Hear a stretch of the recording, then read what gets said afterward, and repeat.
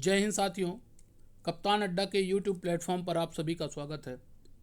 अपने PYQ series के चौथे एपिसोड को लेकर मैं आपके सामने आया हूं। आज हम बात करेंगे असिस्टेंट रजिस्ट्रार के पेपर में पूछे गए 50 महत्वपूर्ण प्रश्नों के बारे में।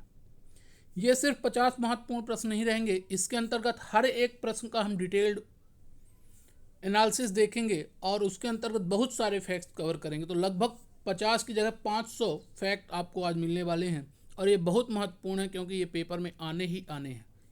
तय है कभी ना कभी ये पेपर में ज़रूर प्रश्न पूछे जाएंगे क्योंकि ये पुराने पेपर हैं और हर एक पेपर हर एक टॉपिक का इंपॉर्टेंट क्वेश्चन है। तो चलिए दोस्तों, शुरू करते हैं आज के इस एपिसोड को।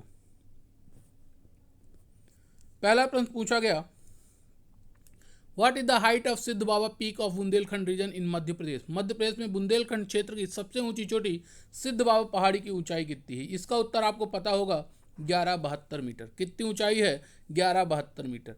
तो हम इंपॉर्टेंट टॉपिक आपका समझ में आ गया होगा कि प्रश्न पूछता है आपके हाईएस्ट पीक से रिलेटेड। किससे संबंधित? हाईएस्ट पीक से संबंधित। तो अभी तो आपको पता चल गया कि बुंदेलखंड की है हाईएस्ट पीक सिद्ध बाबा और हाइट कितनी थी? 1172 मीटर। अगला पूछे आपसे मध्य प्रदेश की सबसे ऊंची चोटी कौन सी? तो वो है आपकी धूपगढ़, 1350 मीटर महादेव श्रेणी में है। सतपुड़ा की भी पूछा जाए तो यही, क्योंकि ये सतपुड़ा के ही महादेव के अंतर्गत आता है। तो सतपुड़ा की भी सबसे ऊंची चोटी धूपगढ़। आपसे पूछा जाए विंध्याचल की, क्योंकि विंध्याचल पर्वत आपके मध्य प्रदेश में है, तो इसकी सबसे ऊंची चोटी गुडविल 752 मीटर। आपसे पूछा जाए मालवा के पठार की सबसे ऊंची चोटी, तो वो है आपके मालवा की सबसे ऊंची चोटी सिगार 881 मीटर। अमरकंटक आपके मैकाल की है, तो मैकाल की कौन सी? अमरकंटक। मैकाल की सबसे ऊंची चोटी अमरकंटक 1067 मीटर। तो ये तो मध्य प्रदेश की प्रमुख चोटियाँ हो गई। अगर जो बात करें कि विश्व में सबसे ऊंची चोटी कौन सी, तो वर्ल्ड में सबसे ऊंची चोटी है आपका माउंट एवरेस्ट। सबसे ऊंची चोटी कितनी? लगभग 8850 मीटर, या इसी को बात करें एग्जैक्ट है 8848.86 मीटर है। कहाँ? नेपाल में। तो विश्व की सबसे ऊंची चोटी माउंट एवरेस्ट। भारत की अगर जो वर्तमान भारत में देखा जाए तो कंचनजंगा, कंचनजंगा को माना जाता है ये आपकी सबसे ऊंची आधिकारिक भारत में, क्योंकि K2 गाडविन आस्टिन POK वाले क्षेत्र में है, तो इसे ही भारत की सबसे ऊंची चोटी कंचनजंगा, जो कि सिक्किम में है, 8586 मीटर। इसके अलावा अगर जो बात करें पूर्वी घाट की सबसे ऊंची चोटी कौन सी है, तो पूर्वी घाट की हम अधिकतर महेंद्रगिरी पढ़ते हैं, पर नहीं, पूर्वी घाट की है जिंदागढ़ा चोटी, जो कि अराकू वैली के अंतर्गत आता है आंध्र प्रदेश में। लगभग 1690 मीटर इसकी है। और वेस्टर्न घाट की, पश्चिमी घाट की सबसे ऊंची चोटी है अनाईमुदी, अन्नामलाई के अंतर्गत आती है अनाईमुदी पीक, ये आपका 2695 मीटर। तो दोस्तों ये थे कुछ महत्वपूर्ण important peaks Madhya Pradesh, India और विश्व की। तो ये पहला प्रश्न था हमारा, सबसे ऊंची चोटी 1172। तो उसके अंतर्गत जो भी टॉपिक, जो भी इम्पोर्टेंट पीक्स थी हमने देख लिया, भारत की, पूर्वी घाट की, पश्चिमी घाट की, मध्य प्रदेश की। अगला प्रश्न है ताप्ती नदी की कुल लंबाई कितनी है? ताप्ती नदी की कुल लंबाई कितनी है? आपको पता है ताप्ती नदी की लंबाई है 724 किलोमीटर, 724 किलोमीटर, ऑप्शन नंबर बी। अगर जो बात करें ताप्ती रिवर के बारे में, तो ताप्ती नदी 724 किलोमीटर लंबाई की नदी है, जिसे सूर्यपुत्री भी कहा जाता है। अब ये बहती कहाँ है? तो ये आपके सतपुड़ा पर्वत श्रेणी और अजंता जो महाराष्ट्र में है, इन दोनों के बीच में बहती है आपकी ताप्ती नदी। कहाँ से निकलती है? तो उद्गम होता है आपका मुल्ताई बैतूल से और समाप्त होती है खंभात की खाड़ी में। अगर बात करें कि इम्पोर्टेंट कौन से शहर इसके किनारे बसे हैं, तो आपका बुरहानपुर मध्य प्रदेश से इसके किनारे है, सूरत गुजरात का इसके किनारे है। अगर जो प्रोजेक्ट कौन से इम्पोर्टेंट चल रहे हैं परियोजनाएं, तो आपका इम्पोर्टेंट पारसडोह, बैतूल, उकाई और काकरापारा, ये दोनों गुजरात में ताप्ती नदी की इम्पोर्टेंट परियोजनाएं हैं। एक हटनूर बांध भी ताप्ती नदी पर ही बना हुआ है। तो ये कुछ इम्पोर्टेंट फैक्ट्स थे आपके ताप्ती नदी सूर्यपुत्री के बारे में। ये था हमारा दूसरा प्रश्न।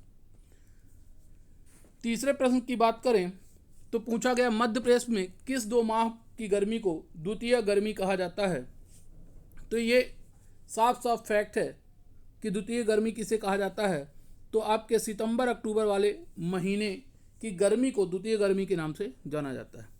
अगला प्रश्न है एल्यूमिनियम धातु का अयस्क कौन सा है? एल्यूमिनियम धातु का अयस्क which of the following is the ore of aluminium metal? और इसका उत्तर है option number C, bauxite. Aluminium का अयस्क है बॉक्साइट।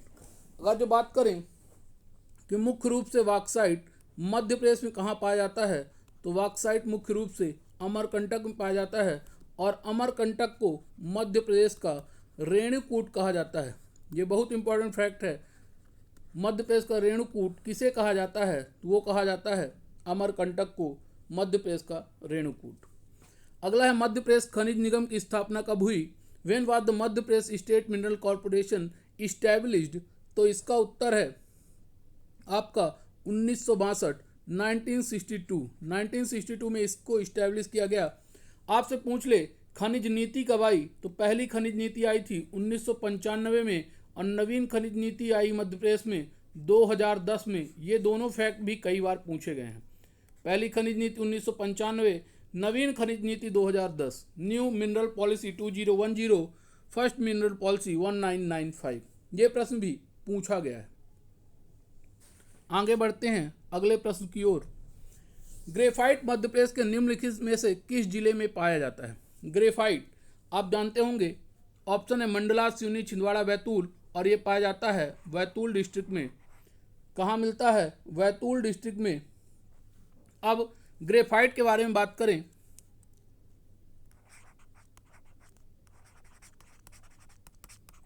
तो आपका मेनली आपने सुना होगा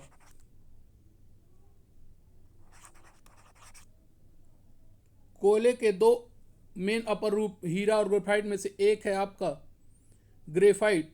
इसका उपयोग कहाँ किया जाता है? आपने पेंसिल, सेल वगैरह में, बैटरी वगैरह में तो सुना होगा, लेकिन इसके अलावा स्नेहक के रूप में, लुब्रिकेंट के रूप में इसका प्रयोग किया जाता है ग्रेफाइट का। साथ ही साथ ग्रेफाइट का मंदक मॉडरेटर के रूप में न्यूक्लियर रिएक्टर में प्रयोग किया जाता है। ये बहुत इंपॉर्टेंट है। न्यूक्लियर रिएक्टर में मंदक के रूप में किसका उपयोग किया जाता है? तो ग्रेफाइट का प्रयोग किया जाता है। मध्य प्रदेश के बैतूल जिले में ग्रेफाइट पाया जाता है। अगला, मोहर उपबेसिन निम्नलिखित में से किस कोयला क्षेत्र के अंतर्गत आता है? Mohar sub basin is situated in which of the following coal fields? उत्तर है सिंगरौली कोयला क्षेत्र। सिंगरौली कोयला क्षेत्र के अंतर्गत यह आता है। बहुत इंपॉर्टेंट प्रश्न है, याद रखिएगा, मोहर कोयला बेसिन क्षेत्र। अगर बात करें कोयले के बारे में,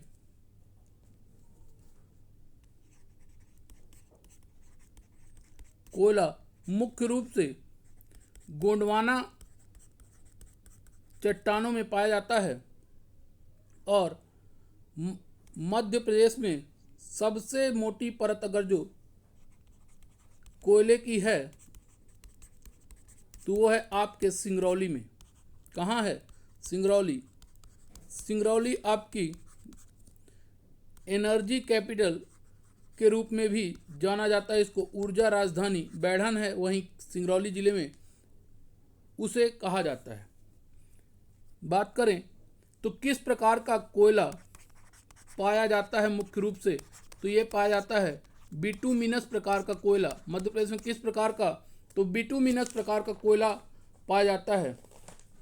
अगर जो मेन कोल रीजन की बात करें मध्य प्रदेश में, कोयला क्षेत्रों की बात करें तो दो प्रकार के कोयला क्षेत्र हैं मध्य प्रदेश में। एक है आपका मध्य भारत कोयला क्षेत्र,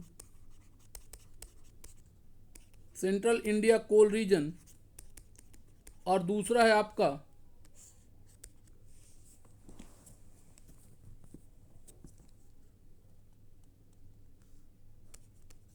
सतपुड़ा कोयला क्षेत्र, सतपुड़ा कोल रीजन।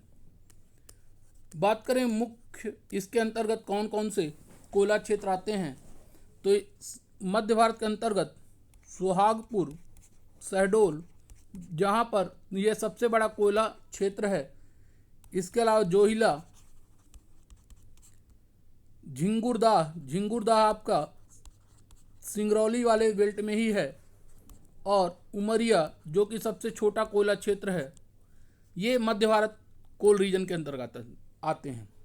सतपुड़ा में आपका मोहपानी कोयला क्षेत्र, नरसिंहपुर, शाहपुर, बैतूल, पेंच छिंदवाड़ा, कान्हन छिंदवाड़ा और पाथरखेड़ा बैतूल, ये प्रमुख कोयला क्षेत्र हैं। तो ये मध्य प्रदेश के प्रमुख कोयला क्षेत्र या कोल बेल्ट के बारे में आपको एक साधारण सी जानकारी बहुत सिंपल वे में बता दी गई है। अगली बात करें, जेट्रोफा से बायोफ्यूल बनाने का संयंत्र निम्नलिखित में से किस जिले में स्थित है? In which of the following district in Madhya Pradesh is the plant for making biofuel from jatropha located? Question number 8 उत्तर है आपका मंडला। मंडला जिले में जेट्रोफा से बायोफ्यूल बनाया जाता है। ये आपका उत्तर है मंडला। फिर बात करते हैं अगर जो बायोफ्यूल से संबंधित कुछ फैक्ट्स की, तो अगर जो पूछा जाए भारत का पहला बायोमास आधारित गांव कौन सा है? यह है आपका कसई गांव।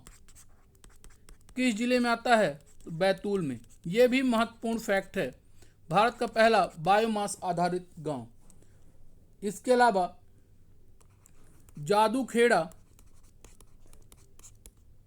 प्लांट ये धार में है, जो कि बेस्ड ऑन पैडी, धान की भूसी से बनता है इसमें। इसके अलावा बायोगैस प्लांट कहाँ है मध्य प्रदेश में? तो बायोगैस के प्लांट आपके भदभदा और वैरसिया में, भोपाल में मिलेंगे। साथ ही साथ बायोडीजल का कहाँ है? तो बायोडीजल का प्लांट आपको बांसगढ़ी, मंडला में मिलेगा। इसके अलावा एक अभी हाल ही में बायोमेथेनाइजेशन प्लांट खोला गया। ये बहुत इम्पोर्टेंट है क्योंकि ये हाल ही में इंदौर में खोला गया। और एक हाइड्रोजन बेस्ड बायोमास प्लांट खोला गया है अभी खंडवा में। ये सबसे महत्वपूर्ण प्रश्न है, कहाँ खोला गया? खंडवा में। तो ये थे आपके बायोमास से रिलेटेड कुछ इंपॉर्टेंट फैक्ट्स। फिर चलते हैं अपने अगले प्रश्न में। गांधी सागर बांध से नहरों के द्वारा सर्वप्रथम सिंचाई निम्नलिखित में से किस वर्ष की गई? तो इसका उत्तर है 1960। कब की गई? 1960। गांधी सागर परियोजना जो कि चंबल नदी की परियोजना है, बात करें प्रमुख चंबल प्रोजेक्ट की, कौन कौन से हैं, तो पहला था आपका गांधी सागर। कहाँ है? यह है आपके मंदसौर में। कितना उत्पादन होता है? 115 मेगावाट।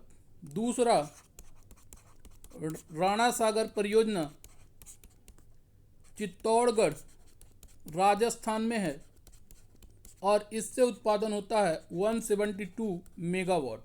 और तीसरा है आपका जवाहर सागर परियोजना, ये आपके कोटा राजस्थान और इससे होता है 99 मेगावाट।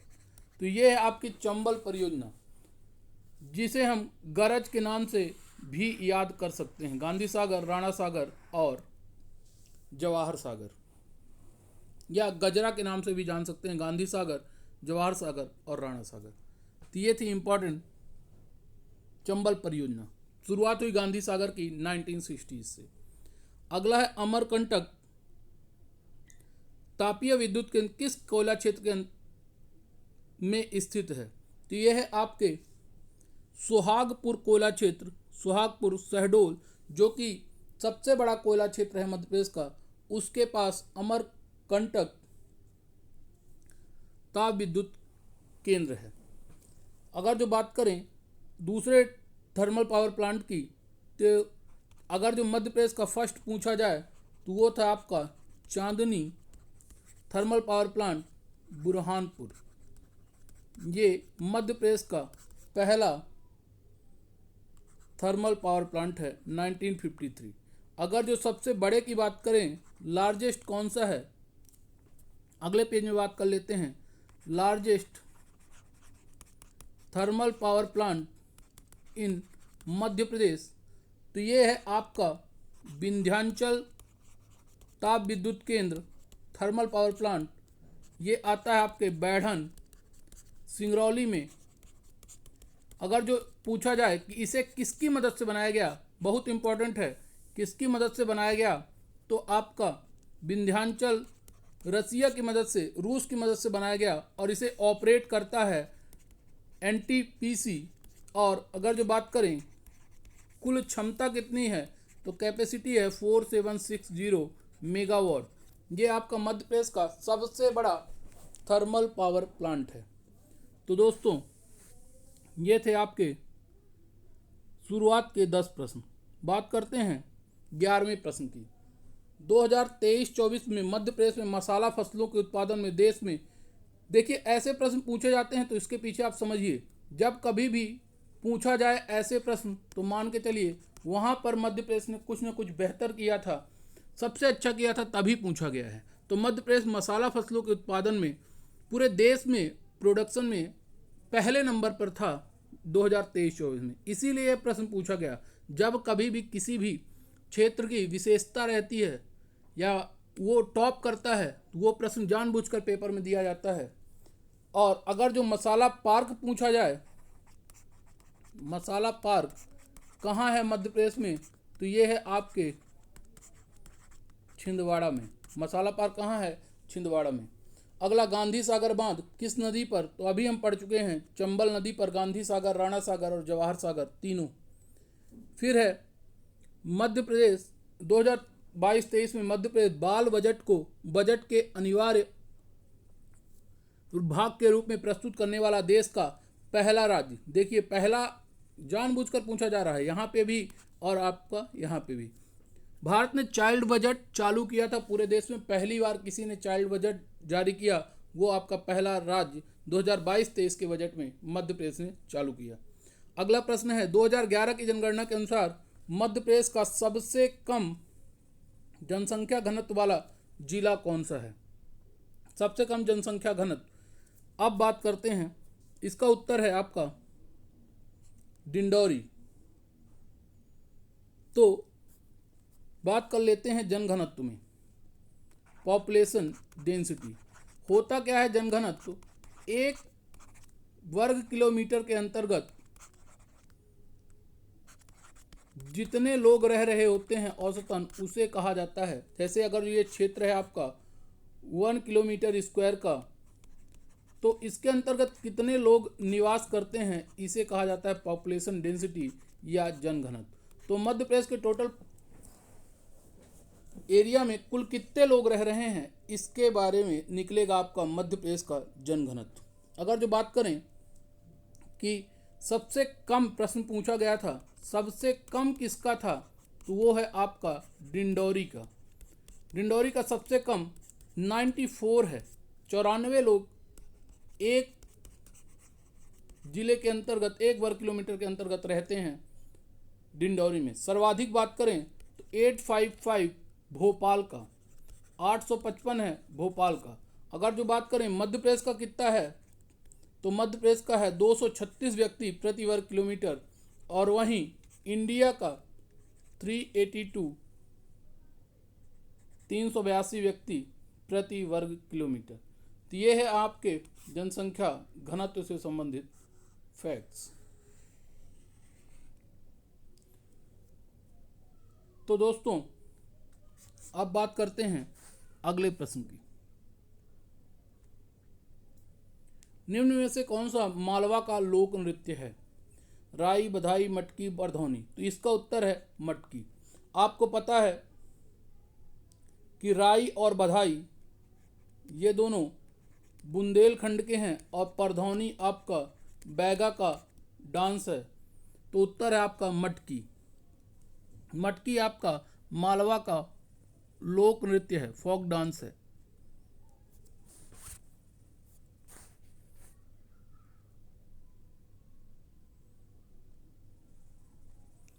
अब है आपका 16वां प्रश्न। मध्य प्रदेश में निम्नलिखित राज्यपालों में उनके कार्यकाल के क्रम से व्यवस्थित कीजिए। ये 100% प्रश्न पूछे जाते हैं कि आपको लिस्ट याद रखनी पड़ेगी, चाहे वो राज्यपाल की हो, मुख्यमंत्री की हो, हाई कोर्ट के जज की हो या विधानसभा अध्यक्ष की हो। इनकी आपको लिस्ट याद रखनी पड़ेगी, क्योंकि एक प्रश्न इससे 100% आता है। एक से अधिक भी आते हैं पर एक तो आपको 100% पूछा जाएगा। तो राज्यपालों में कार्यकाल पूछा गया, तो ये आपका निरंजन नाथ वांचू ये आपके 6वें नंबर के थे। हरिविनायक पाटस्कर दूसरे नंबर के। भाई महावीर 14वें नंबर के और भगवत दयाल शर्मा 8वें नंबर के। तो इसका उत्तर हो जाएगा बी नंबर। पहले हरिविनायक पाटस्कर, फिर निरंजन नाथ वांचू, फिर भगवत दयाल शर्मा और आखिरी में है भाई महावीर।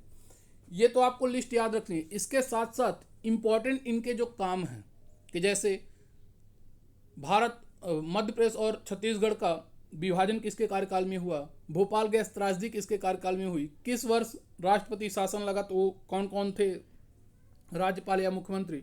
ऐसे प्रश्न भी पूछे जा सकते हैं और ये पूछे जाते हैं, तो आपको ये भी याद रखना है। अगला प्रश्न है आपका, मिलेट के संदर्भ में कौन सा कथन सही नहीं है?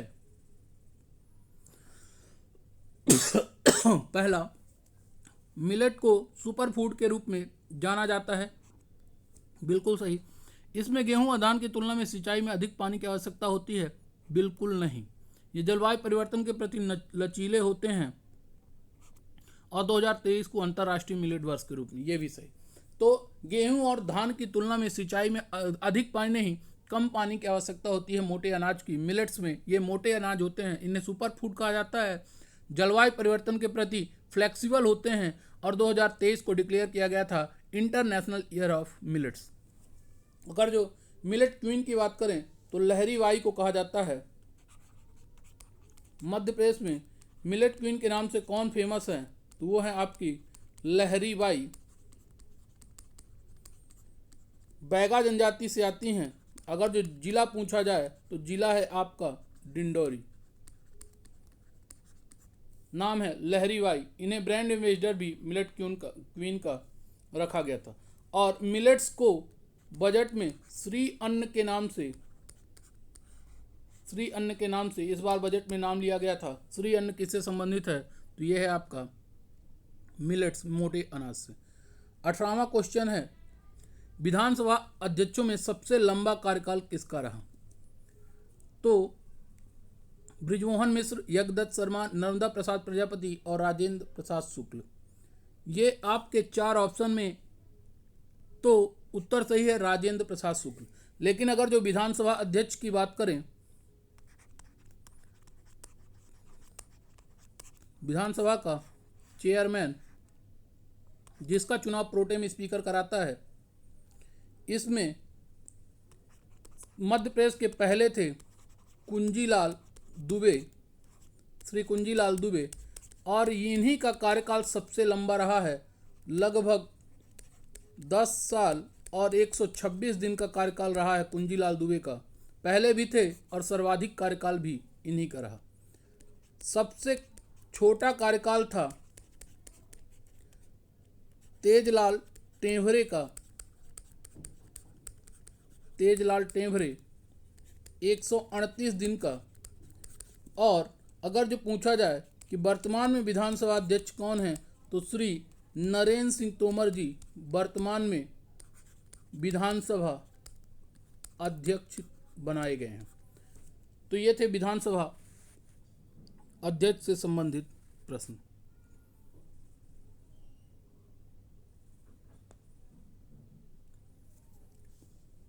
फिर है मध्य प्रदेश में पेशा नियम कितने विकास खंडों में लागू किया गया है? तो ये अनुसूचित जनजातियों के लिए है। तो 89 जो भी ट्राइबल डेवलपमेंट ब्लॉक्स हैं, तो उनमें इम्प्लीमेंट किया गया है पेशा एक्ट। तो चलिए बात कर लेते हैं पेशा एक्ट के बारे में। पेशा एक्ट,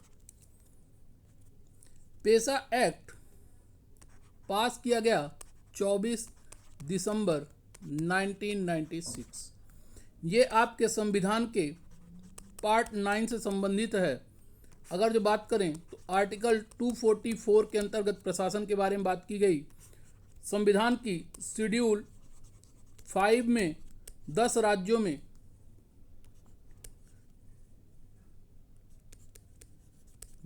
में पेशा एक्ट लागू करने की बात की गई है। इसको लागू करने के लिए समिति बनाई गई, भूरिया कमेटी, और भूरिया समिति की सिफारिश पर 1996 में इसको लागू किया गया। भूरिया समिति के अध्यक्ष थे दिलीप सिंह भूरिया, मध्य प्रदेश से ही संबंधित हैं। और मध्य प्रदेश में कब लागू किया गया पेशा एक्ट को? तो 15 नवंबर 2022 को इस दिन जनजातीय गौरव दिवस मनाया जाता है, बिरसा मुंडा की जयंती पर।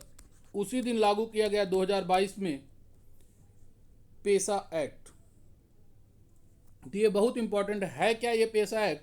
ये आपका provisions for panchayats extension to schedule areas, जो आपके अनुसूचित जनजातीय क्षेत्रों में उन पर पंचायत का कितना विस्तार होगा, उसके लिए कुछ अधिकार जो जनजातियों के पास ही सुरक्षित रहने चाहिए, उनको देने के लिए ये एक्ट लागू किया गया।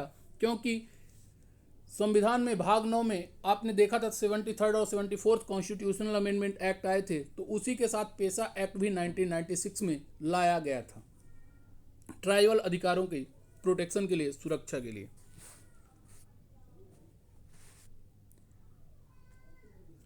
अगला प्रश्न है, अंगूर की खेती के लिए प्रसिद्ध जिला मध्य प्रदेश में कौन सा है? Which district is famous for grape cultivation in Madhya Pradesh? आपको पता है अंगूर की खेती के लिए मध्य प्रदेश में रतलाम जिला फेमस है। तो रतलाम जिला, अगर जो पूछा जाए कि भारत में कौन है, तो अंगूर के लिए महाराष्ट्र राज्य फेमस है, और महाराष्ट्र का नासिक जिला, इसे तो अंगूरों की राजधानी भी कहा जाता है, ये फेमस है आपका अंगूर के लिए, नासिक। वही नासिक जहाँ पर त्र्यंबकेश्वर ज्योतिर्लिंग है, वहीं पर आपका अंगूर का उत्पादन सर्वाधिक होता है। आगे बढ़ते हैं।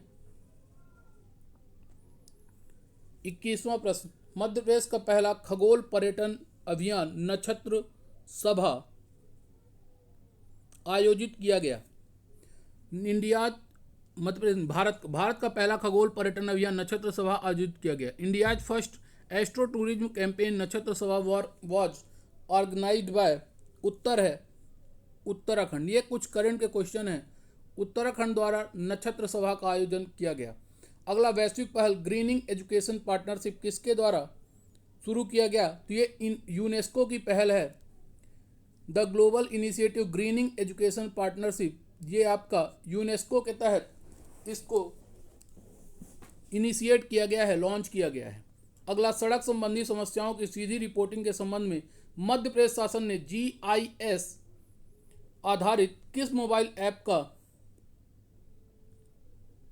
प्रारंभ किया? उत्तर है लोकपथ। देखिए ऑप्शन दिया सड़क पथ, मध्य प्रदेश पथ, हाईवे हेल्पर, तो इसका उत्तर है लोकपथ। ये आपका जियोग्राफिकल इंडिकेशन बेस्ड सिस्टम है जो कि जानकारी प्रदान करेगा मोबाइल ऐप के थ्रू। आपको जानकारी सीधे रिपोर्टिंग के संबंध में जानकारी पता चलेगी। कोई भी अगर जो प्रॉब्लम होती है रिलेटेड टू रोड तो उसमें आपको जानकारी मिल जाएगी। है आपका ऐप लोकपथ। अगला, धरती आबा जनजातीय ग्राम उत्कर्ष अभियान की शुरुआत। धरती आबा ये शुरू किया गया 2 अक्टूबर 2024 को। ये शुरू किया गया 2 अक्टूबर 2024 को। इसकी शुरुआत झारखंड के हजारीबाग से की गई थी। टोटल अगर जो इस अभियान में बात करें तो 17 मंत्रालयों का सहयोग है, जिसके अंतर्गत जनजातियों के लिए विशेष सुविधाओं की व्यवस्था की जाएगी, चाहे वो सड़क हो, पक्के घर हो, पानी हो, LPG हो, बिजली हो, ब्रॉडबैंड से संबंधित हो या मार्केट से रिलेटेड कोई भी सुविधा हो, तो इसके अंतर्गत धरती आबा जनजातीय ग्राम उत्कर्ष अभियान के तहत वो सुविधाएं प्रदान की जाएंगी। शुरुआत की गई 2 अक्टूबर 2024।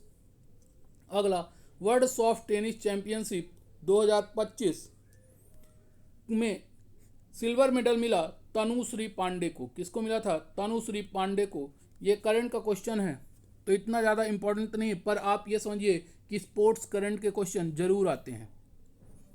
अगला, QS यूनिवर्सिटी रैंकिंग 2025 में भारतीय प्रौद्योगिकी संस्थान मुंबई का कौन सा स्थान है? तो इसका स्थान था 118। कौन सी रैंकिंग थी?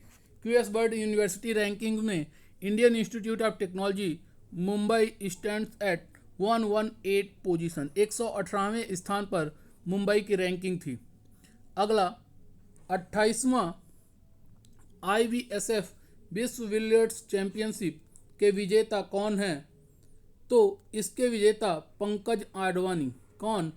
पंकज आडवाणी। बिलियर्ड्स के प्लेयर पंकज आडवाणी, इन्होंने IBSF विश्व बिलियर्ड्स चैंपियनशिप 2028वां जो अभी हाल ही में आयोजित हुआ उसे जीता। अगला, फास्टर 2.0 पोर्टल किसके द्वारा जारी किया गया है? The faster 2.0 portal was released by, इसको फास्टर 2.0 लॉन्च किया गया सुप्रीम कोर्ट ऑफ इंडिया। बहुत इंपॉर्टेंट है, फास्टर 2.0 किसके द्वारा? Supreme court of India. तो आपको लगेगा कि नीति आयोग का होगा, पर नहीं, ये supreme court of India Bharat के उच्चतम न्यायालय के द्वारा लॉन्च किया गया है फास्टर 2.0 पोर्टल। अगला, 2024 में मध्य प्रदेश मध्य प्रदेश पर्यटन का फेस किसे नियुक्त किया गया? तो ये हैं आपके वर्सटाइल एक्टर पंकज त्रिपाठी जी। इन्हें टूरिज्म डिपार्टमेंट का, टूरिज्म विभाग का ब्रांड एम्बेसडर बनाया गया है प्रमोट करने के लिए मध्य प्रदेश पर्यटन को। अगला, प्रधानमंत्री स्वनिधि योजना में सर्वश्रेष्ठ प्रदर्शन करने वाला राज्य कौन सा है? अब देखिए प्रश्न पूछा गया है तो मध्य प्रदेश के अंतर्गत आया है, तो 100% उत्तर कौन सा होगा? मध्य प्रदेश। मध्य प्रदेश ने स्वनिधि योजना में, आपका स्वनिधि किसके लिए चलती है? तो ये आपके स्ट्रीट वेंडर्स के लिए, इनके लिए स्वनिधि योजना चलाई गई। कब शुरुआत की गई स्वनिधि योजना की?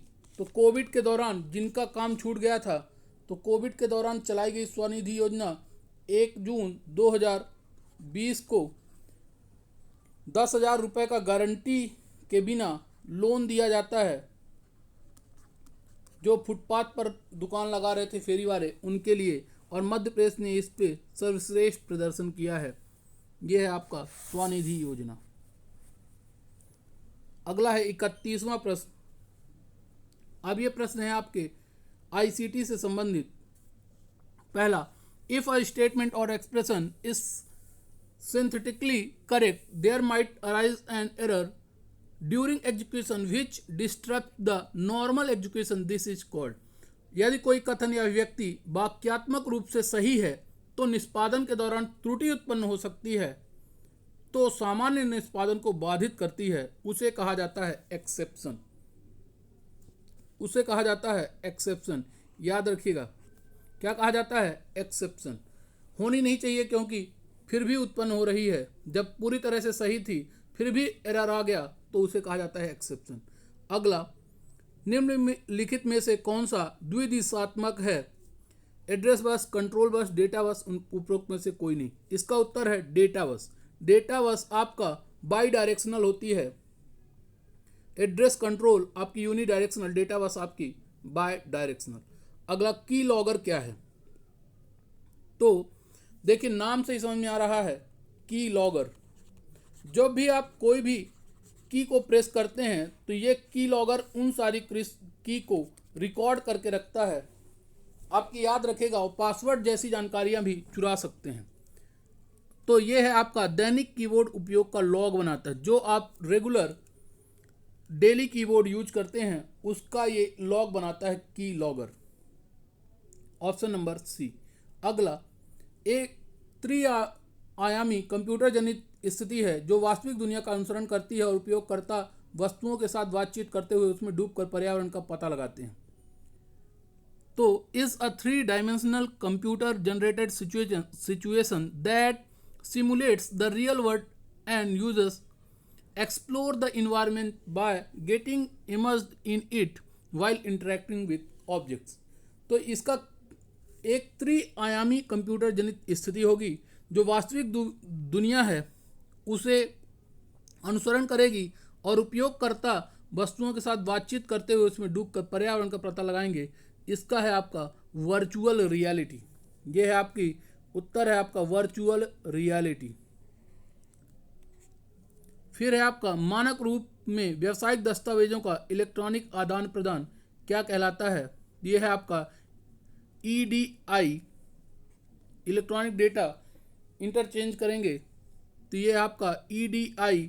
Option number A, electronic exchange of business document in standard form is known as EDI। अगला प्रश्न है,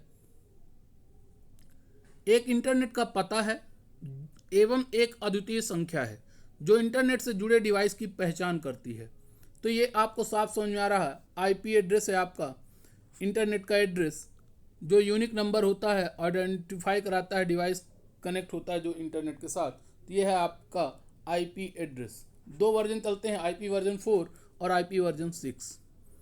अगला, प्रोटोकॉल जो 2 कंप्यूटर के बीच फाइल को स्थानांतरित करने की अनुमति देगा। Protocol allows files to transfer between 2 computer, that is FTP, file transfer protocol. नाम से ही समझ आ रहा है, फाइल ट्रांसफर प्रोटोकॉल। ये आपका HTML है, hyper text markup language. URL, universal resource locator, uniform resource locator. और ये DNS आपका डोमेन नेम सिस्टम। तो FTP है आपका फाइल ट्रांसफर प्रोटोकॉल। ये आपका 2 कंप्यूटर के बीच फाइल को ट्रांसफर करने का परमिट करता है। अगला, ड्राइविंग लाइसेंस, मार्कशीट आदि सहित विभिन्न दस्तावेजों को डिजिटल संस्करण तक पहुंचने की अनुमति देता है जो भारतीय इलेक्ट्रॉनिक्स और सूचना प्रौद्योगिकी मंत्रालय द्वारा प्रदान किया जाता है। क्वेश्चन नंबर 38 और इसका उत्तर है, आपको पता होगा, डिजी लॉकर। सब ने अपने फ़ोन में इंस्टॉल किया होगा डिजी लॉकर। इसके थ्रू आप बहुत सारे गवर्नमेंट डॉक्यूमेंट जैसे आधार कार्ड वगैरह को डाउनलोड भी कर सकते हैं, मार्कशीट भी, ड्राइविंग लाइसेंस भी। अगला, ऑपरेटिंग सिस्टम की मेमोरी में लोड करने की प्रक्रिया। The process of loading the operating system in memory is called ये कहलाती है बूटिंग, लोडिंग नहीं कहलाएगी, याद रखिएगा क्या कहलाता है, बूटिंग। ऑप्शन नंबर ए। कंपाइलिंग नहीं, डीबगिंग नहीं, लोडिंग नहीं, क्या है उत्तर, बूटिंग। जब कोई हैकर किसी अनाधिकृत उपयोगकर्ता को अवैध अनुरोधों के साथ किसी सेवा, उपकरण या किसी संसाधन तक पहुंचने से सीमित करता है तो इसको कहा जाता है denial of services, DOS, denial of services. वो आप जो भी सर्विस करना चाह रहे हैं उसको रोकता है, उसे कहा जाता है डिनायल ऑफ सर्विसेज। अब है क्वेश्चन नंबर 41। पहला प्रश्न है, किस कलचुरी नरेश को उज्जैनी भुजंग के भी कहा गया है? Which Kalachuri ruler has also been called Ujjaini Bhujang? ये है आपका युवराज देव प्रथम, कलचुरी शासक केयूर वर्ष, इनको उपाधि दी गई और युवराज देव प्रथम इनका नाम है। इनको ये नाम आपको मिलेगा, इनके दरबार में थे राजशेखर। राजशेखर की रचना काव्य मीमांसा, उसमें भी उज्जैनी भुजंग आपको नाम मिलेगा युवराज देव प्रथम का। अगला है 1920 में रतौना सत्याग्रह मध्य प्रदेश के किस जिले में हुआ? तो उसका सागर जिले में किया गया। और रतौना सत्याग्रह किया किसके द्वारा गया? तो रतौना सत्याग्रह के नेतृत्वकर्ता हैं माखनलाल चतुर्वेदी जी, साथ ही साथ भाई अब्दुल गनी, इन्होंने नेतृत्व किया रतौना सत्याग्रह। किसके लिए था? तो ये था आपका बूचड़ खाने, जो अंग्रेजों द्वारा बूचड़ खाने खोले गए थे, बूचड़ खाने के विरुद्ध, जहां पर गाय बैल की हत्या की जा रही थी, उसी के खिलाफ आपका रतौना सत्याग्रह किया गया। अगला प्रश्न है, ब्रिटिश सरकार को खत्म करने के लिए देवी से प्रार्थना की गई, इस प्रार्थना को किसने लिखा? तो ये प्रार्थना लिखी गई शंकर शाह और रघुनाथ शाह दोनों के साथ, इसलिए इसका उत्तर ऑप्शन ए और ऑप्शन डी दोनों होगा, शंकर शाह रघुनाथ शाह, जो 1857 में शंकर शाह और रघुनाथ शाह 1857 में जबलपुर क्षेत्र से अंग्रेजों के विरुद्ध क्रांति में भाग लिए थे, जिन्हें बाद में तोप से उड़ा दिया गया था।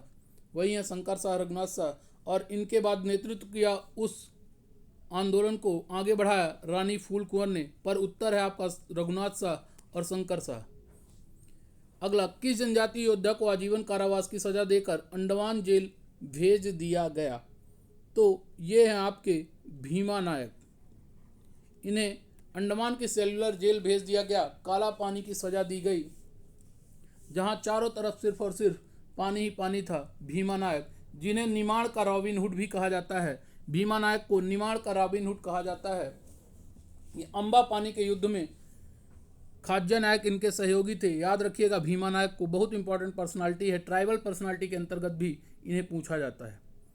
अगला है क्वेश्चन नंबर 45, अगरिया जनजाति को अपने किस काम के लिए जानी जाती है? तो यह है उत्तर लौह शिल्प, आयरन क्राफ्ट के लिए अगरिया जनजाति।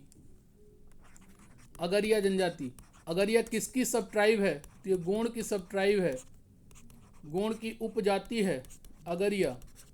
अगर जो पूछा जाए काम किसका, तो लोहे से रिलेटेड, और इनके प्रमुख देवता होते हैं लोहासुर। अगरिया के प्रमुख देवता हैं लोहासुर। ये थे आपके क्वेश्चन नंबर 45। अगला क्वेश्चन नंबर 46, सुरैती क्या है? तो दोस्तों ये आपका बुंदेलखंड का वॉल पेंटिंग है, भित्ति चित्र है बुंदेलखंड की। सुरैती क्या है? बुंदेलखंड की भित्ति चित्र, दीवार पर बनाई गई पेंटिंग है। अगला, घैला और बीदड़ी उत्सव किस जनजाति द्वारा मनाया जाता है? तो ये मनाया जाता है गोंड जनजाति द्वारा, ये उत्सव मनाया जाता है गोंड जनजाति द्वारा। अगर जो बात करें गोंड जनजाति के अन्य उत्सवों की, तो जैसे मड़ई, त्यौहार मनाते हैं, मांडवरा मनाते हैं, जवारा मनाते हैं, छेरता, लारूकाज, बकवंधी, हारढीली, ये इनके कुछ इम्पॉर्टेंट फेस्टिवल हैं गोंड जनजाति द्वारा जो मनाए जाते हैं। फिर है आपका शरद जोशी एक प्रसिद्ध व्यंग्यकार थे, निम्न में से कौन सा एक पुस्तक उनके द्वारा नहीं लिखी गई? तो ऑप्शन है जीप पर सवारी लिया उनके द्वारा लिखी गई, अंधों का हाथी उनके द्वारा, एक था गधा भी उनके द्वारा, परिक्रमा ये सब उनके द्वारा लिखी गई हैं, लाठी और भैंस उनके द्वारा लिखी गई रचना नहीं है। ये भी एक प्रश्न साहित्यकार से जरूर पूछा जाता है। साहित्यकार की रचनाएं भी आपको याद रखना है। जीप पर सवारी लिया, अंधों का हाथी, एक था गधा, मैं और केवल मैं, इसके अलावा परिक्रमा, दूसरा सतह, ये इनकी प्रमुख रचनाएं हैं शरद जोशी की। अगला, सास बहू या सहस्त्रबाहु के मंदिर का निर्माण कच्छप घात वंश के किस राजा ने करवाया? तो उत्तर है Mahipal. Which king of the Kachhap Ghat dynasty built the सास बहू सहस्त्रबाहु टेम्पल? उत्तर है महिपाल। महिपाल ने बनवाया। कब बनवाया था?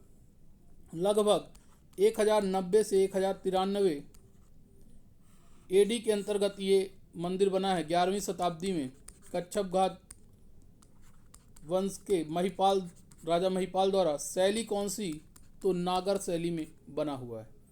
आखिरी प्रश्न है, अमृतलाल बेगड़ कौन थे?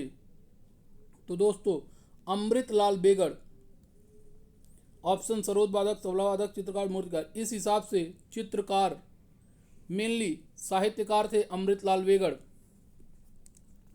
अगर जो बात करें अमृतलाल बेगड़ जी की तो इनका संबंध किस जिले से है? तो इनका संबंध है जबलपुर जिले से और इन्हें नर्मदा पुत्र भी कहा जाता है। साहित्यकार थे। इनकी प्रमुख रचनाएं अगर जो देखें तो रचनाओं में प्रसिद्ध हैं आपकी सौंदर्य की नदी नर्मदा,